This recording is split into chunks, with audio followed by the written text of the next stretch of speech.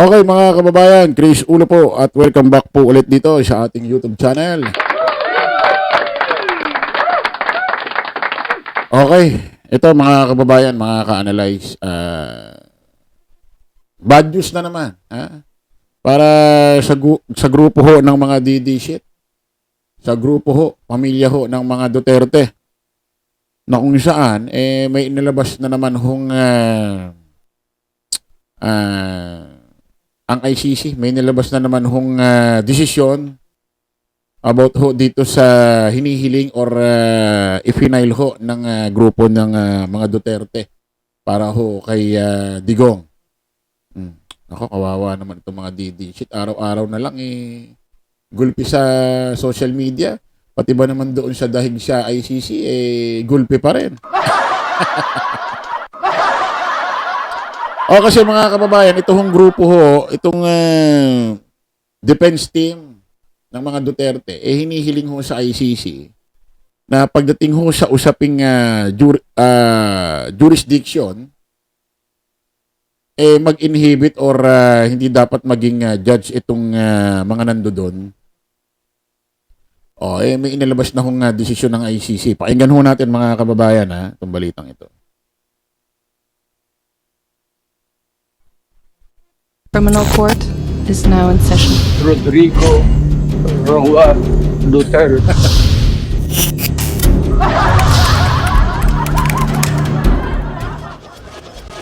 Ibinasura ng International Criminal Court Pre-Trial Chamber 1 ang apela ng defense team ni dating Pangulong Rodrigo Duterte kaugnay sa dalawang judge na humahawak sa kanyang kaso.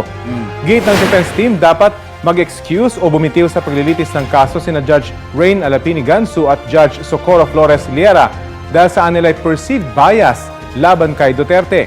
Kasama rin daw ang dalawang judge sa mga nag-aproba sa preliminary investigation laban sa dating Pangulo. Tinutulan na yan ng ICC prosecution.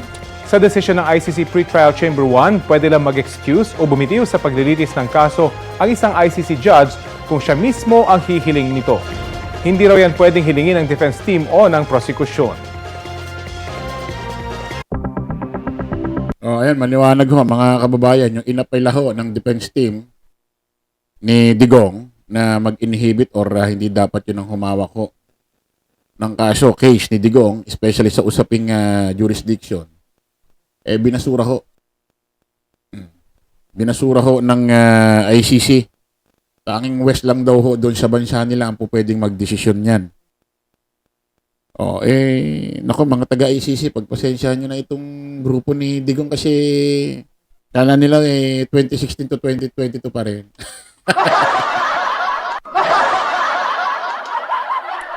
Mga taga-ICC, pagpasensyahan nyo na kasi nung panahon ho ni Digong, 2016 to 2022, nasanay ho kasi itong mga ito, na-spoiled ba?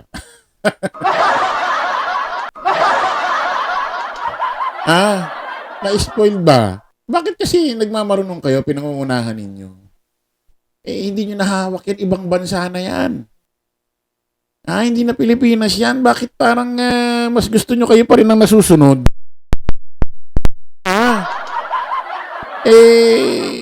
Kung ang goal dyan, maparusahan talagang si Digong ko sakali talagang guilty. Ang goal dyan, mapagbayaran niya ang mga nagawa niyang kasalanan. Bakit ihiling-hiling pa kayo ng mga dapat mag-inhibit yung mga judge? Paano pa mananalo ang kaso kung mang-i-inhibit yan?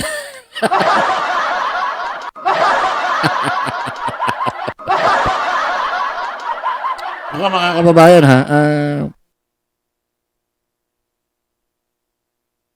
sa loob ng 1 taon, parang 2 lang yata maghihiring. Tatagal daw itong kasong ito, 8 hanggang 10 taon.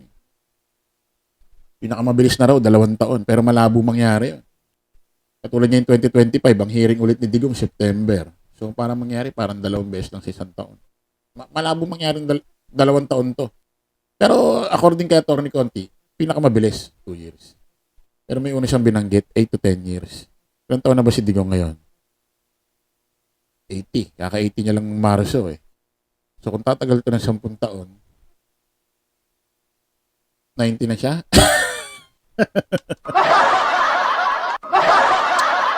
Okay, mag-alala. Madadaan sa vitamins yan.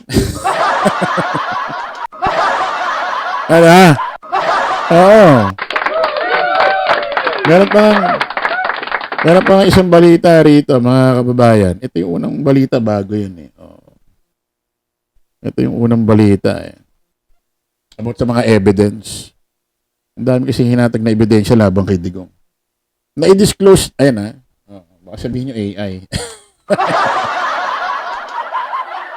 Na-disclose na ng International Criminal Court or ICC prosecutor sa defense team ni dating Pangulong Rodrigo Duterte ang 139 pang items of evidence kaugnay na kinakaharap niyang aligasyon ng crimes against humanity.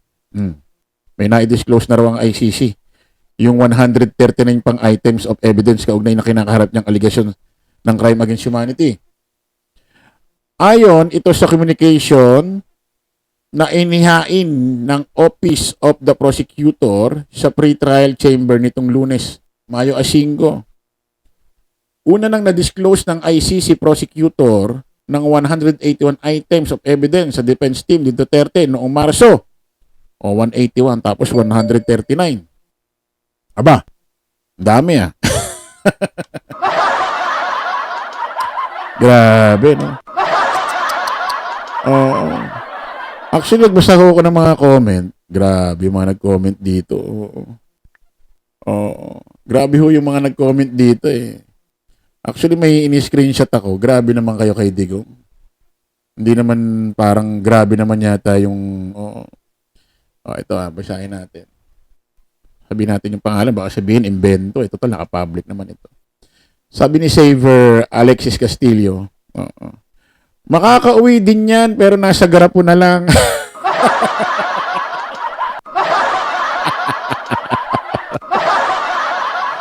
Grabe kayo. Grabe kayo, parang hindi nyo binibigyan ng, parang grabe naman kayo pag pinakinggan ng mga DD shit. Ito parang nawala naman pag-asa.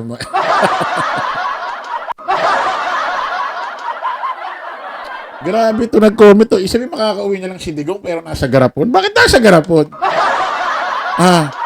Anong ibig niyo sabihin? Ha? Sabi naman ito ni Samsam Liit. Tadimbang kayo.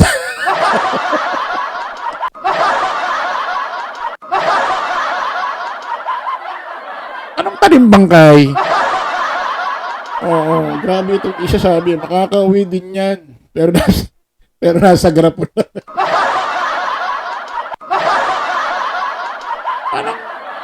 Anong ibig niyo sabihin nasa garapon pag nakauwi si Digong? Para kayong tinatanggalan nyo ng pag-asa itong mga DD shit.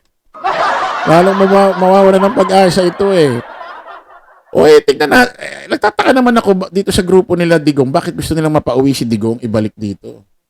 Ayaw nyo nun. Di ba yun naman ang gusto ni Digong maimbestigahan siya? At least pag tumagal siya dyan, matapos yung kaso, kung maabutan niya pa, pag natapos niya ang kaso, mapapatunayan niya kung guilty ba siya o hindi siya guilty dun sa kinakaharap niyang kasong crimes against humanity. Mapapatunayan niya, mapaglalaban niya yung sarili niya. Buti nga ito na paglalaban niya pa yung sarili niya. Hindi katulad ng mga biktima ng war on drugs, EJK, extrajudicial killing. Hindi nga nila napaglaban yung sarili nila. Tugi agad. Ang babata pa nun, may mga minor de edad pa.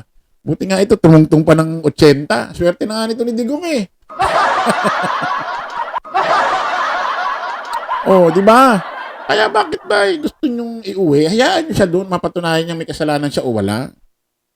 Mas magandang makabalik siya rito na napatunayan niya na talagang not guilty, wala siyang kasalanan. Makakabalik siya rito ng malinis. Talagang taas noo. Talagang nakaganyan. Matataas niya pa yung noo niya that time. Mahirap na pag dumating yung time na yon na not guilty siya halimbawa, napatunayan niya wala siyang kasalanan, na mahirap na nakaganyan na yung ulo niya.